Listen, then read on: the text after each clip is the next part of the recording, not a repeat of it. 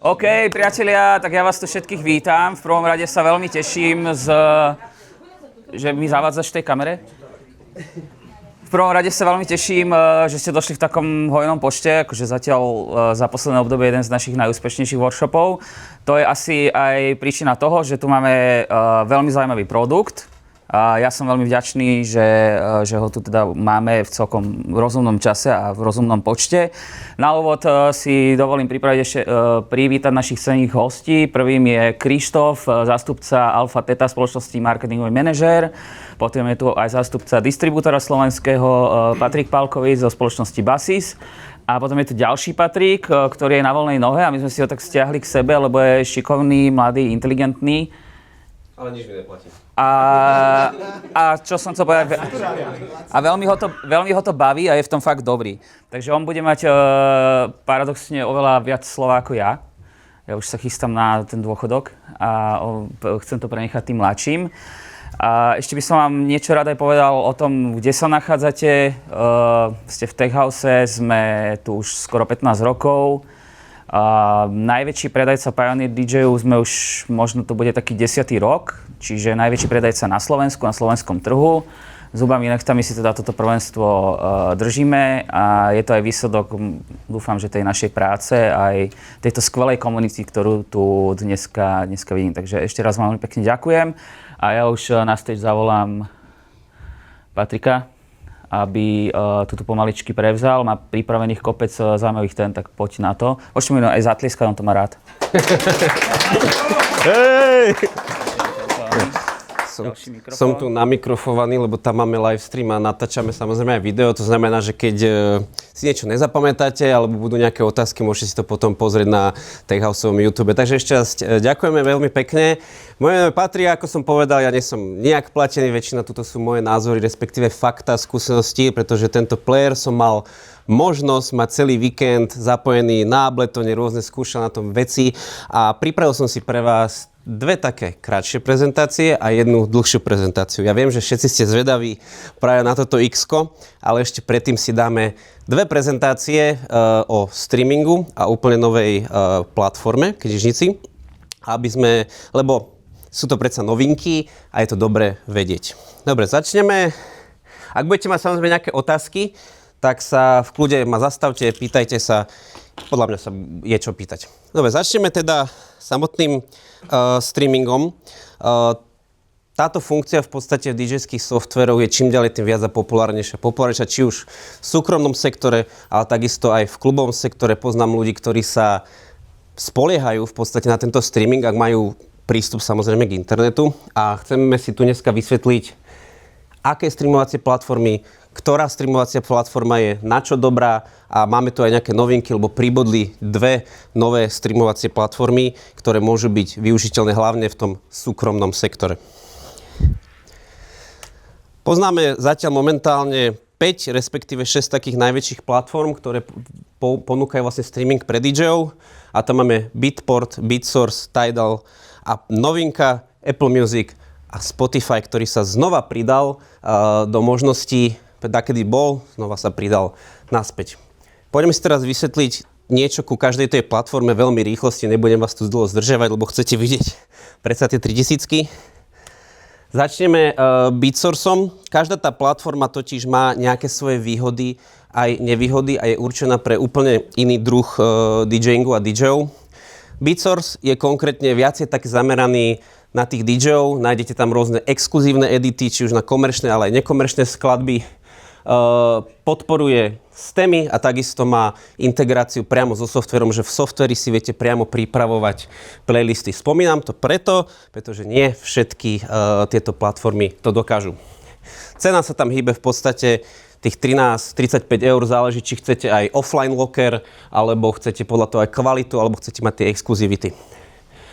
Ďalší veľký je v podstate Beatport, takisto veľmi orientovaný na DJ a hlavne na tú elektronickú hudbu, lebo čerpá priamo z Beatportu. Máte tam rôzne playlisty, či už žánrovo Beatport 100, alebo rôzne tie playlisty od DJ-ov. Takisto fungujú s temy a máte vlastne 3 kategórie subscriptionov, s tým, že to Essentials to rovno poviem, že to sa vám neoplatí, pretože to je iba vlastne na streaming cez tú Beatport DJ to ani nie je, že aplikáciu, to je vlastne priamo na webe a viete si ale akože stiahovať, že keď si kúpite track na Beatporte, tak ho viete znova akože stiahnuť. Tam sa oplatí buď to Advanced alebo Professional, lebo tam máte aj offline locker a zároveň viete aj vo vyššej kvalite streamovať a viete streamovať. Potom tu máme môj najobľúbenejší software, teda respektíve platforma na streamovanie, a to je Tidal. Tidal, ale pozor, on funguje na DJ-ských platformách len vtedy, ak máte Tidal subscription a máte aj DJ expansion balík. Ten stojí vlastne v podstate nejakých 11 eur navyše, alebo tak nejak plus akože k tomu Tidal subscriptionu. Je tam takisto, môžete streamovať, že môžete používať stemy. Je to takisto, tá integrácia v softveru je veľmi príjemná, že si môžete vytvárať playlisty a takisto viete pridávať do playlistov, ktorý je s offline skladbami, alebo tie, čo máte teda v počítači, viete pridávať aj tieto Tidal tracky a Recordbox, dokonca to už aj spravilo tak, že vy môžete si to pripraviť v export režime, nemusíte ísť do toho performance režimu, aby ste si to vedeli pripraviť a pustiť. Samozrejme neviete to nahrávať, keď chcete nahrávať sety, lebo proste autorské práva, a neviete to exportovať na USBčko.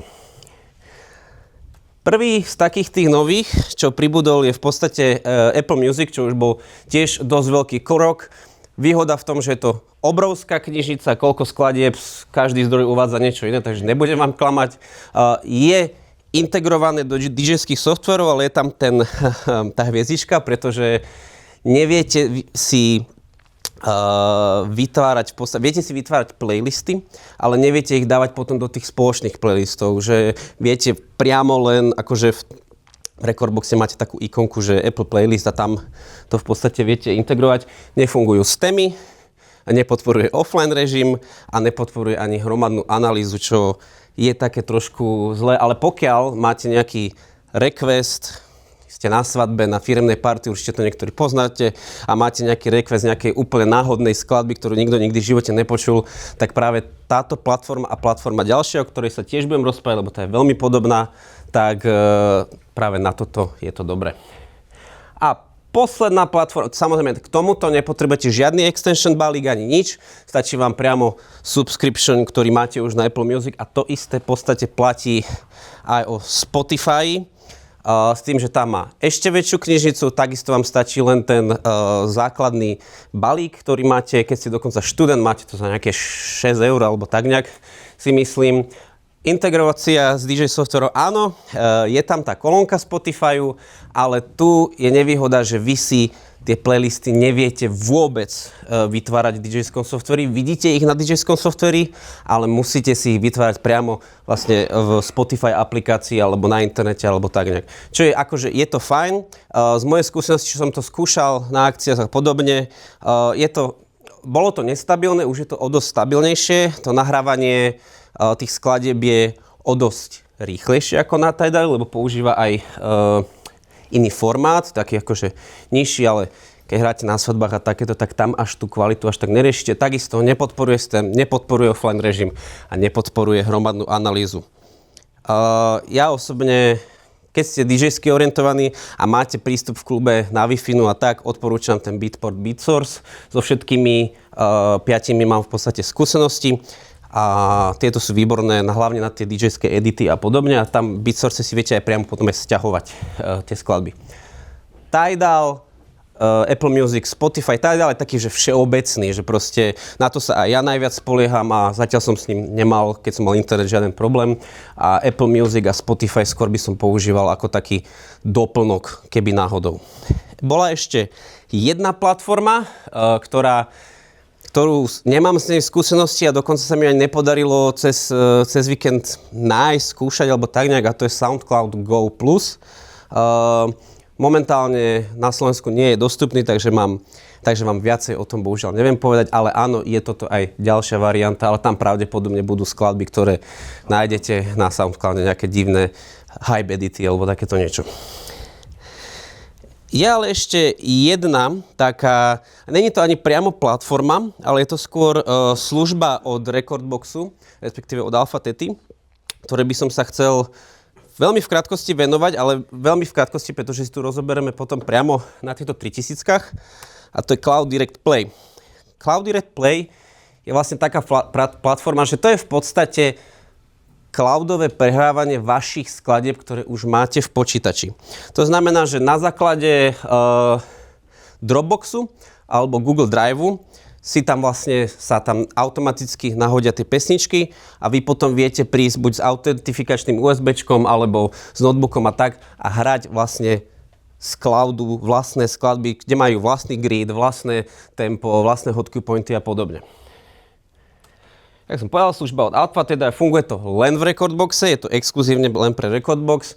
Ukážeme si to viacej tuto. Je k tomu aj mobilná aplikácia a podporuje... Áno, nech sa páči.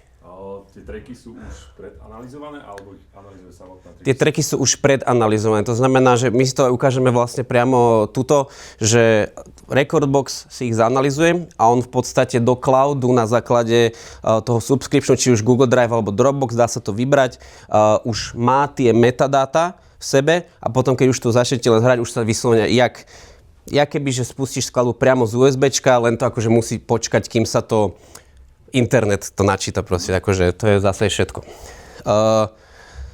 Tu ale treba dávať pozor, lebo tu tiež treba ten subscription a Rekordbox ponúka 4 plány. V podstate už vo Free Cloud plus Cloud Option máte túto možnosť používať vlastne tento Cloud Direct Play.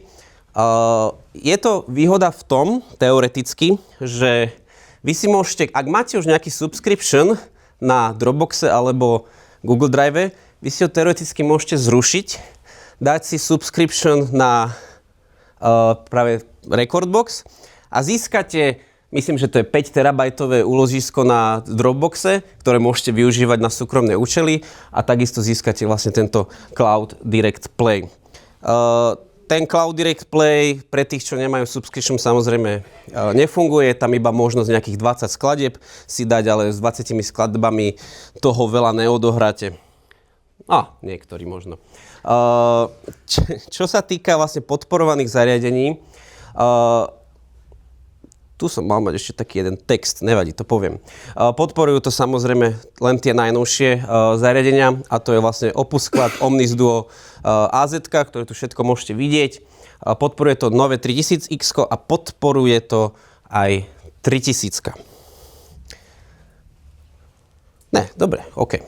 Rozmýšľam, že čo som chcel hovoriť. Takže toto je jedna z tých vlastne ďalších možností, kde si viete, v podstate má to aj mobilnú aplikáciu, to som zabudol povedať, kde si, dobre je to na tom to, že vy si to nahodíte na ten cloud, buď automaticky, alebo si dáte synchronizovať a vy potom tú vašu krížnicu vidíte aj na Rekordbox aplikácii na mobile a viete si pripravovať hotkey pointy, nastavovať grid, meniť poradie v tých playlistoch, všetko na mobile, čo je akože veľmi fajn featureka v ideálnom svete, keby bol naozaj všade internet. To je asi všetko z týchto záležitostí. My si to potom samozrejme ukážeme v praxi, ako to funguje. Ak máte nejaké otázky, nech sa páči, kým sa prepnem na ďalší slajd. Máte smolu. Dobre. Toto bolo vlastne o streamingu. Je to budúcnosť, treba o tom rozprávať. V ideálnom svete samozrejme nie všade ten internet je dostupný. Nie všade práve tie prehrávače all-in-one konzoly vieme pripojiť na ten internet. Nebodaj hrávate svadby, firemné akcie v nejakom podzemí alebo niekde na náhodnej chate v Bojniciach, kde není ten internet. Takže je to také. A na festivaloch akože ten internet poznáme, ako to je. Čo by som sa chcel teraz venovať je Device Library a Device Library Plus. My sme si to preberali už na minulom workshope, že čo to vlastne je zač. A Device Library je v podstate formát knižnice, ktorý používa Rekordbox XY rokov. Myslím, že od nejakej 3 alebo 4 Rekordbox, proste odtedy, čo ste si vedeli na USBčko dať pesničky a púšťať ich vlastne na playeroch. Ten je funkčný, ale má nejaké svoje obmedzenia, napríklad na Device Library do USBčka viete dať nejakých maximálne 20 000 trackov, čo pre niekoho môže byť samozrejme veľa, ale pre DJ, kde ja mám napríklad už nejakých 15 000 na USBčku, už sa blížim k tomu limitu a mali samozrejme nejaké obmedzenia na metadáta rôzne a napríklad obrázky na jogoch a takéto veci. A toto v podstate ten Device Library Plus ako nový formát, ktorý používa iný druh zápisu, mal opravovať. Ale sme si tak v podstate, ja som si hovoril, že na čo to je v podstate dobre, však tieto proste veci fungovali, prečo to idú meniť a dávajú to len na nové zariadenia. A pred 2 týždňami sme zistili vlastne prečo a Device Library Plus sa premenoval na One Library. A One Library je... Ako čo? One Library je v podstate taký zatiaľ malý krok, kolaborácia medzi Native Instruments Algorithm a Alpha Thetou do budúcnosti, pretože predstavte si ideálny svet, že používate Recordbox, váš kamarát používa Traktor, druhý kamarát zase DJ, algoritm DJ, čo ináč je veľmi dobrá aplikácia, software na DJ, to by ste sa čudovali. A všetci si teraz exportneme skladbu na USBčko a všetci môžeme hrať z jedných playerov. Takže je to vlastne ako keby zlúčenie jedného štandardu na formát knižnice. To znamená, že presne momentálne funguje to len na Recordboxe, Traktore a DJI. Normálne vytvárate si playlisty a ten playlist, proste to isté, čo na Recordboxe si viete potom exportovať na USBčko a player to vie, alebo respektíve zariadenie to vie natívne podporovať, ako keby to bolo z Recordboxu.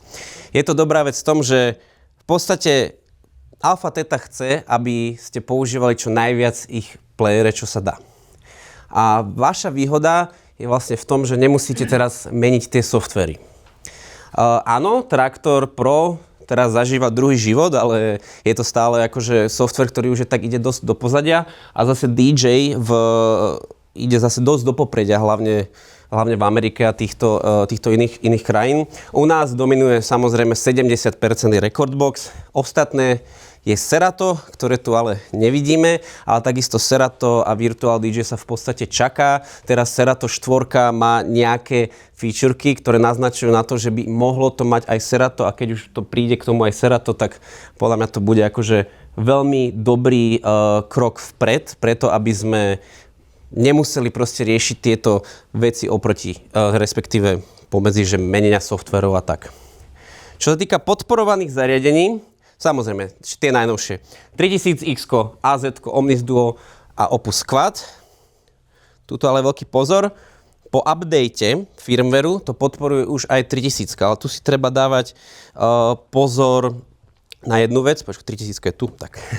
Na jednu vec, že stala sa taká vec, že oni vydali vlastne firmware, ktorý začal podporovať toto One Library a ten firmware sa zistilo, že vlastne veľmi blbne. Pretože vy, ak máte Recordbox 685 a vyššie, tak vlastne vám sa na USBčku robia automaticky tie dve knižnice Device Library Plus, respektíve One Library. A zistilo sa, že keď to aktualizujete a dáte tam USBčko, tak tie knižnice sa ako keby bijú medzi sebou a vymazávajú playlisty, vymazávajú tracky a tak z nejakého dôvodu, takže oni zatiaľ momentálne pozastavili ten firmware a aj hovoria ľuďom, že neaktualizujte a keď máte už aktualizovať, tak downgradite na verziu 3.2. To hovorím hlavne pre tých, čo rentujú playere, že ešte neaktualizovať. Keď už bude voľný, stabilný firmware, tak áno, aktualizujte si, ale dávajte si pozor, ak nemáte aktualizovaný Recordbox, vám to už nepôjde, pretože ak máte 685 nižšie, kde sa ešte nebol tento Device Library Plus, tieto nové playere to už jednoducho nečítajú. Áno, poznám DJ-ov a je ich veľa, ktorí buď nemajú Recordbox, jak sme sa dneska dozvedeli, alebo majú ešte naozaj staré Recordboxy 5. Áno, na starších zariadeniach to samozrejme funguje, lebo používajú ten starý formát, ale už je teraz také momentálne prechodové obdobie na tento nový formát knižnice. Bude to pain, ja to už vidím teraz, že to bude pain, ale keď už to pôjde, tak to otvorí podľa mňa ďalšie možnosti, hlavne pre tých, ktorí ten Recordbox nepoužívajú. Ale 684 funguje na tom. Možno som sa pomýlil akože v druhu, možno myslím, že to bola 682 alebo tak nejak, ale ak máte nižšie ako 6.8, tak tam ten Device Library Plus určite nemáte. Takže presný druh neviem, každopádne odporúčam určite všetkým aktualizovať na tú 7. Áno, budete na to nadávať, lebo tie ikonky sú tam veľmi zvláštne, ale ak máte nebodaj, ak máte M-kové MacBooky a tak, ktoré sú priamo už stávané, respektíve optimalizované na tú 7, tak tá 7 ide o dosť rýchlejšie ako 6 išla a podobne. Takže a hlavne potrebujete sa, ak ste profesionálny DJ, potrebujete sa nejak proste future proofnúť. Áno, aktualizovať si niečo, čo vám v podstate zarába, tak áno, môžete sa báť a podobne, že či to pôjde, či to nepôjde. Ja si aktualizujem vždycky Recordbox, zatiaľ si musím zaklopať, že som nemal nikdy problém, čo sa týka, či už som mal pripojenú konzolu alebo export USB-čiek. Boli také samozrejme menšie bugy, ale tie sa väčšinou ďalšou aktualizáciou, ktorá bola o 3 dní, väčšinou opravili. Takže ja odporúčam všetkým, aktualizujte si na momentálne najnovšiu 7.2.6, ktorá je stabilná. Ak máte nejaké otázky, toto je odo mňa zatiaľ z tejto prezentácie One Library a streamingu všetko. Ak máte otázky, kľudne sa pýtajte. Ja by som sa možno spýtal niečo, že povedal na to, ale že stejný na playeroch, tam niečo nevieme? Ideme na to o chvíľku. Dobre, ja sa napijem. Vy si môžete zatiaľ rozmýšľať otázky a ideme v podstate už na tieto 3000-ky naše X-ka. Okay. Potlesk, ďakujem. V pohode. Jako? Ja nepijem. Dobre, my si prepneme teraz telku.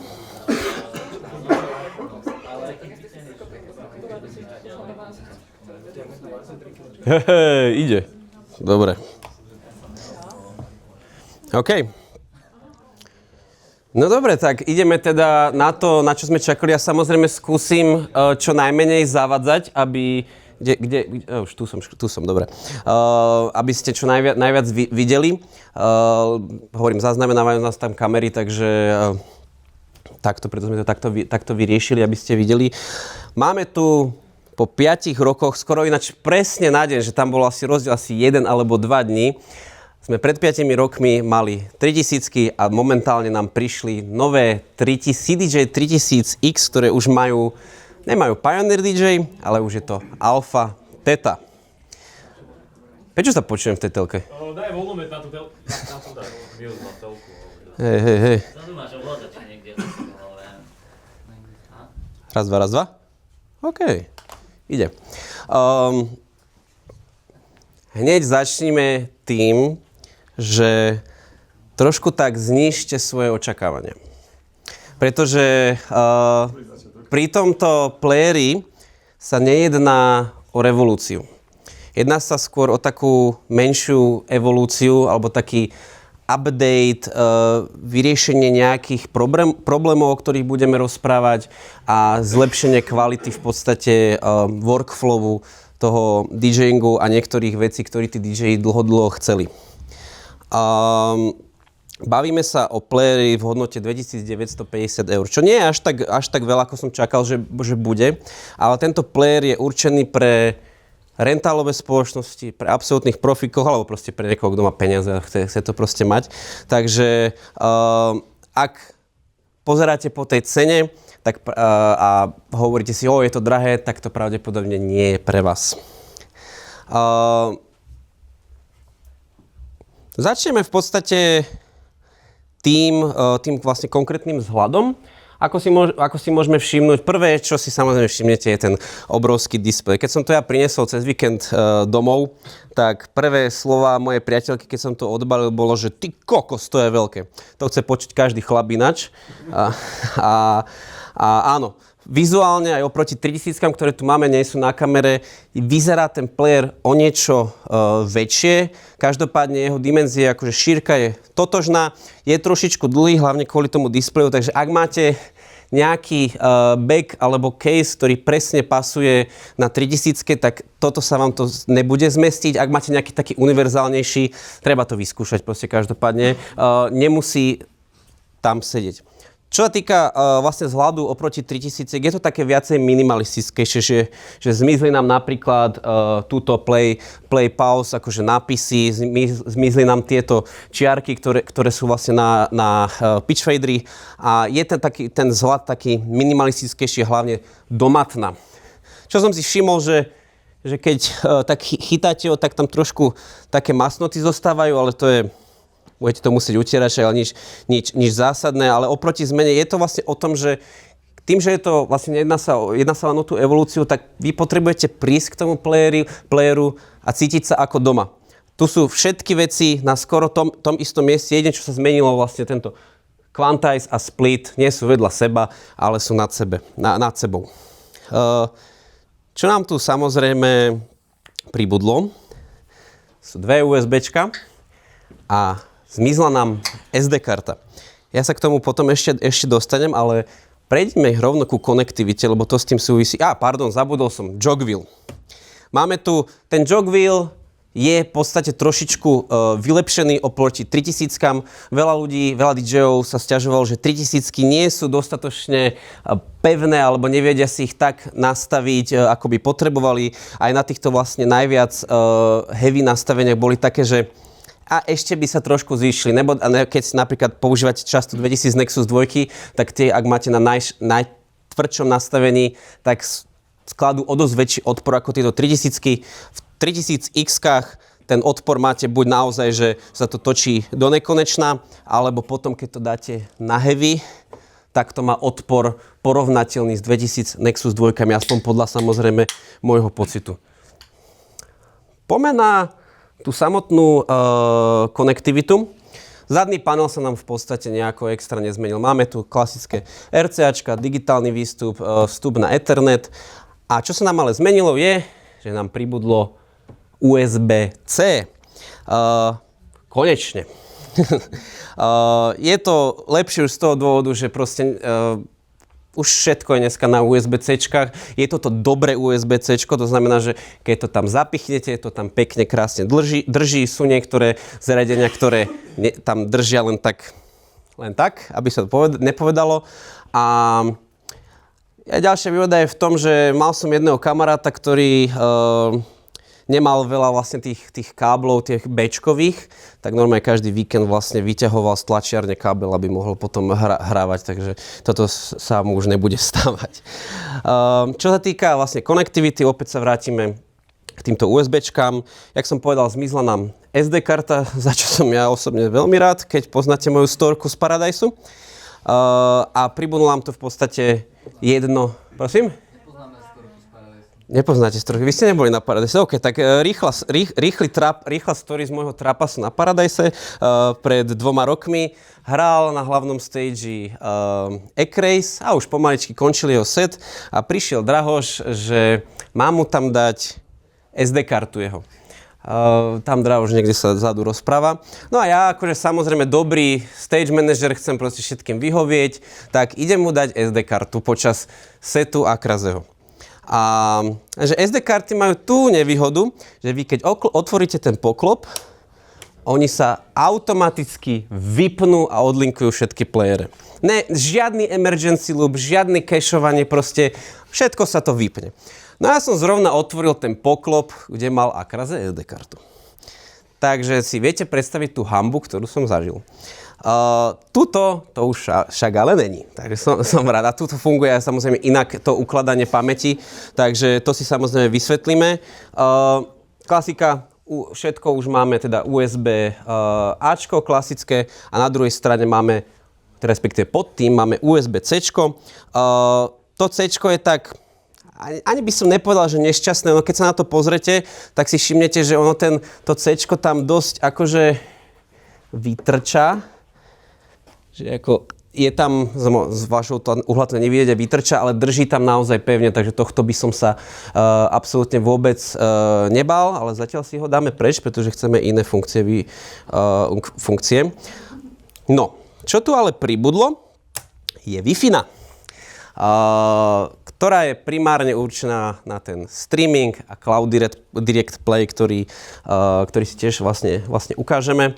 S tou Wi-Fi-nou je to také, že viacej mohli trošku domyslieť niektoré veci, že vy keď vlastne pripojíte, vy musíte všetky playere pripojiť na Wi-Fi-nu a keď sa lognete napríklad na ten Cloud Direct Play, tak ešte to je asi nejako zblbnuté, ale vy keď sa na jednom playeri a máte, že 2 playere, tak vám tu dá 2 kolónky Cloud Direct Play a kebyže máte 4, asi vám dá 4 kolónky Cloud Direct Play, takže to môže byť trošičku chaos. Je to otázka firmwareov, je toto zatiaľ prvý firmware, takže čakáme, podľa mňa toto úplne bez problémov opravia. No a čo nám tu takisto pribudlo, je toto NFCčko, ktoré je tuto vpredu, môžete vidieť tuto. Prvé, čo ma napadlo, keď som videl líky, keď som videl prvé oficiálne fotky, je, že toto je terminál na requesty. Že keď chceš separát, tak si zaplať. Áno, presne. Tu si môžeš na touchpade voliť sumu. To by mali mať všetky playere, všetko. Takže není to na to, bohužiaľ. A na čo to vlastne je? A to sa dostávame vlastne k tomu Cloud Direct Play. Ak máte tú Rekordbox aplikáciu, vy viete spraviť takú vec, je to dobre vidieť ten horný displej, trošku rozmazaný mi príde. Filip, vieme to nastaviť F-ko vyššie?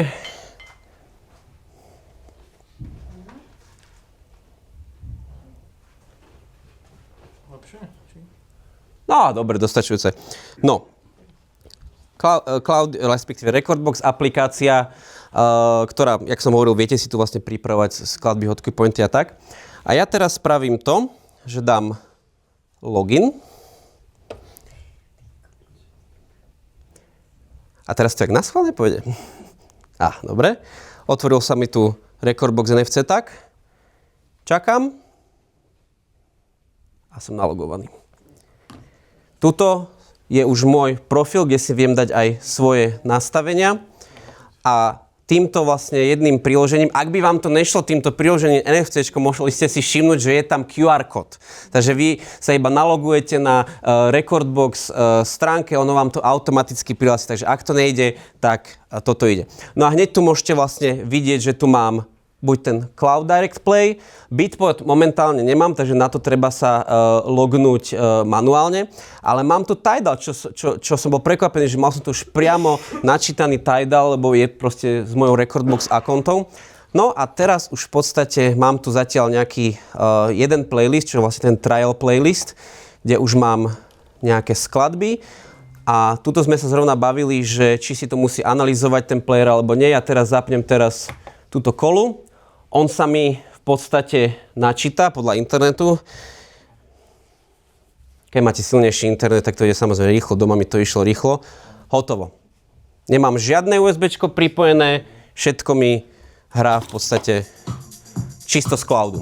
A je to vlastne plná kvalita. Momentálne toto je IF-ko, takže to vlastne celé načítalo a funguje to vlastne na hocičom. Samozrejme hovorím, aký rýchly máte player, tak podľa toho to ide. Má to aj samozrejme ďalšie featurey, ku ktorým sa potom ešte vrátime. A ak máte tuto nejaké otázky na toto, tak kľudne sa pýtajte. Ak nie, dneska ste nejaký ticho. Ak nie, tak prejdeme rovno vlastne ku knižnici a čo dokážete robiť na knižnici. Kde mám USBčko? Tu je. Si pichneme, lebo toto momentálne neviete, tieto veci, čo vám idem ukazovať, neviete na tomto streamingu. Nevadí. OK. Dáme si moje USBčko. Tak. Čo je oproti akože výhoda oproti vlastne na tom väčšom displeji je, že vy vlastne vidíte aj viacej trackov. Tuto akože vidíte o 2 tracky viac, že na 3000 vidím len 10 trackov, tu vidím 12 a samozrejme viem si to buď zväčšovať alebo zmenšovať, že keď si to dám úplne na najväčšie, a áno, vidíte, má MP3, hej, úplne na najmenšie, tak vidím vlastne až 16 skladieb. No ale čo je nová featureka, čo bol veľký request, je tento vlastne edit tlačítko a ja teraz viem si presúvať skladby priamo v playliste. čo bola veľmi žiadaná featureka.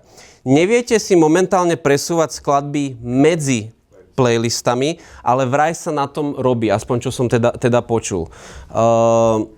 Máte tu akože, ďalšia zaujímavá vecička je, že povedzme, že príklad, že máme tu Erika Prica a chcem nejaké skladby proste od neho, čo mám akože vyhľadať si.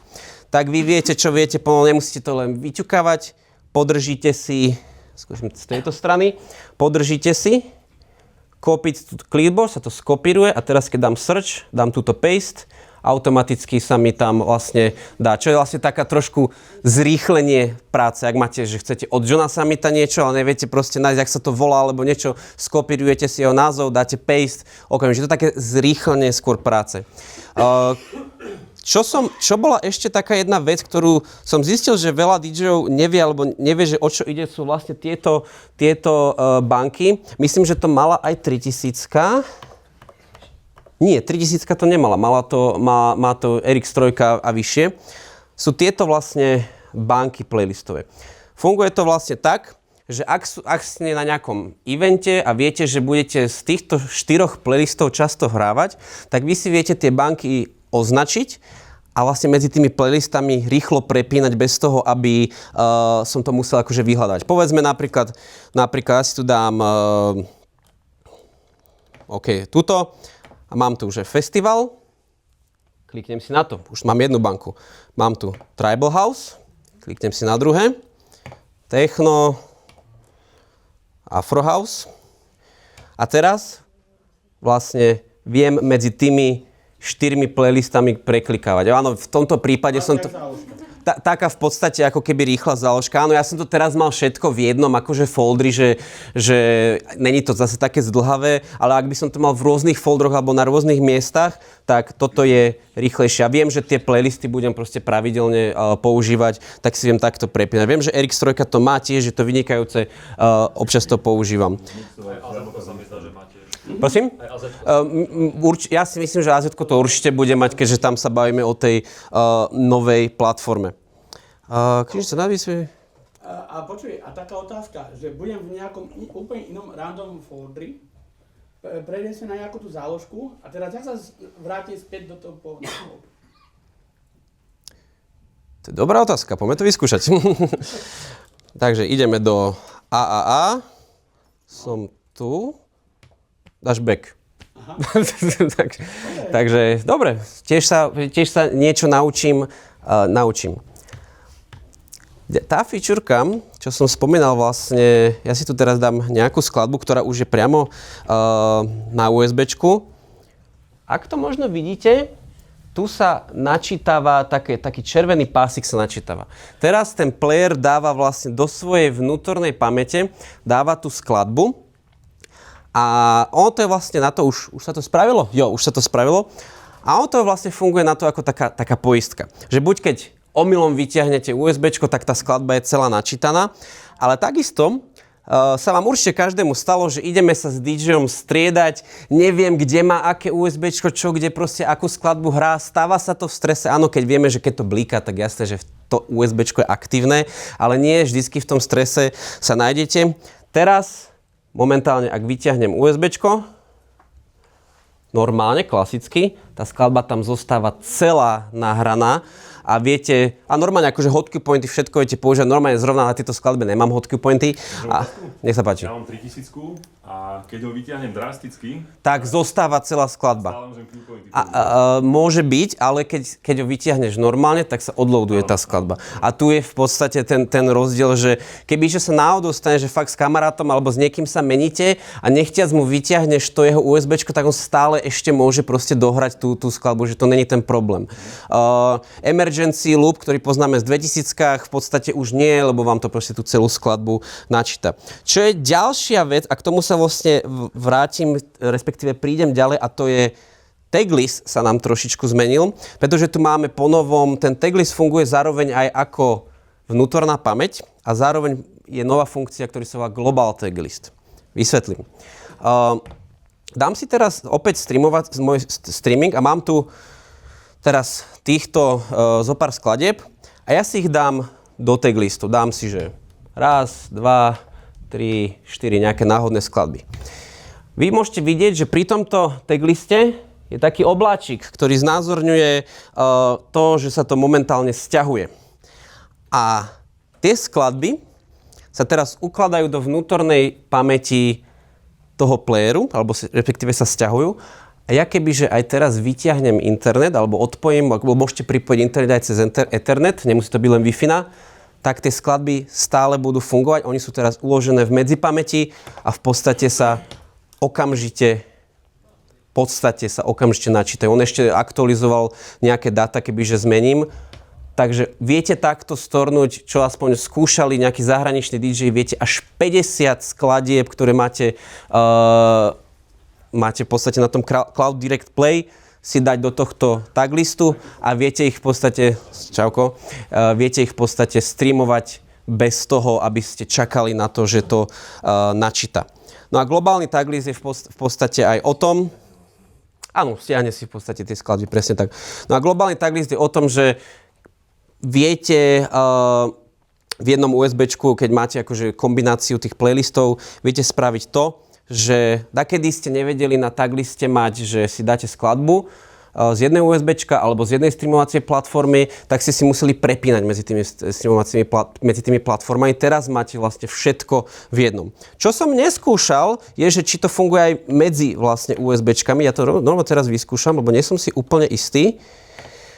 Dám a taglist nie. Takže momentálne takto to nefunguje, ale keď máte akože v jednom USBčku aj skladby v podstate zo streamovacích platform, tak sa vám to tam ukáže. Čo tu máme ďalej? V podstate asi z tohto hľadiska všetko. Ak máte nejaké otázky, kľudne ma zastavte, ale my v podstate prejdeme na už také tie posledné veci. Nech sa páči. Ja mám otázku len, že keď to teda vysiela to Wi-Fi, tak v podstate cez A9 to robilo aj pre svetlárov. V podstate taký program má Alpha Theta, že tam je to preview. Myslíš, že to bude fungovať teraz akože aj cez toto? Toto neviem, ale ono to funguje na tej A9 trošku inak.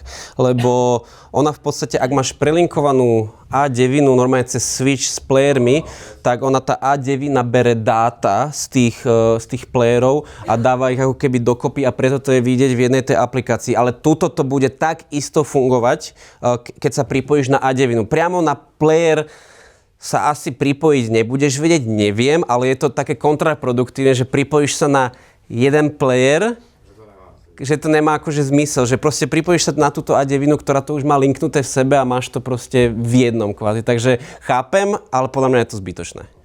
Tu bola otázka? Ja som mal jasné, čiže vlastne máme tam ten taglist, momentálne je na Tidal, čiže Tidal má samostatný taglist, otvoríš USBčku, tam je samostatný taglist.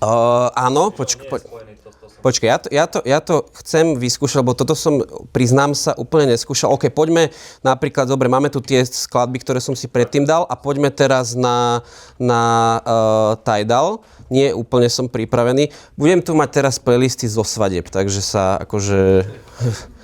Nepozerajte. Takže máte tu svadobný whitelist, takže OK. Normálne sú tam. Vynikajúce. Dáme si YMCA a Dancing Queen. Čiže každý input, ktorý dáš, má... V podstate vyzerá, že to má samostatný. Tento taglist globálny si trošku ešte musím viacej naštudovať, lebo veľa zdrojov to, ale vidíte, už je to v podstate načítané a veľa zdrojov každý rozpráva niečo iné, takže toto si ešte musím viacej naštudovať a potom sa kľudne mi volajte. Jasne, rozumiem. To sú také medzery. No a poďme na takú starú featureku. Pôjdem teraz do svojho USBčka. Ja pôjdem do oného. Do cloudu, lebo tuto to mám pripravené. A to máme GateQ. GateQ a SmartQ si teraz trošičku prejdeme. Každý vieme, že na CDJ-och, keď stlačím Hotkey Point, tak nám od toho miesta, či už stojí skladba alebo hrá, tak nám začne proste hrať. Tuto je také tlačítko GateQ. Není to akože, je to nové pre tento player, ale tí, čo máte konzoly alebo tak nejak toto už poznáte extrémne dlho, funguje vlastne tak, že teraz iba ak to držím, tak vtedy hrá. Bože, to je aké spomalené, hej. Takže toto je taká akože novinka. Viete s tým robiť akože rôzne halúze. Ja to môžem ukázať napríklad na tejto, že tu som si vytvoril nejaké také základné, ak to nebude vyznieť dobre, tak sa ospravedlňujem, ale...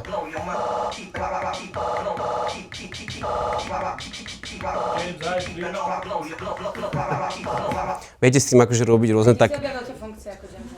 Nie, toto mám zrovna od Jamesa Hypa, ale chcel som to akože znázorniť, že... James Hype to má odo mňa. To som chcel akože znázorniť, že OK, že dá sa to využiť na také rôzne, alebo hranie na klavíri, alebo rôznych takýchto melódií, že nemusíte si už v zásade... keď to niekto robil, že si nemusíte už na konci skladby dávať nejaké proste sample a takto hravať, ale že už viete priamo akože s tými melódiami takto v podstate pracovať. Takže toto máme Gate Q a posunieme sa teraz na Smart Q. To je funkcia, ktorú si viete v My Settingoch zapnúť, alebo potom tuto v playeri vlastne je funkcia Override Current Smart Q a to si vysvetlíme. To funguje teraz. Tak teraz poprosím, aby ste sa pozerali na tento Q-bot. Vidíte to cez mňa?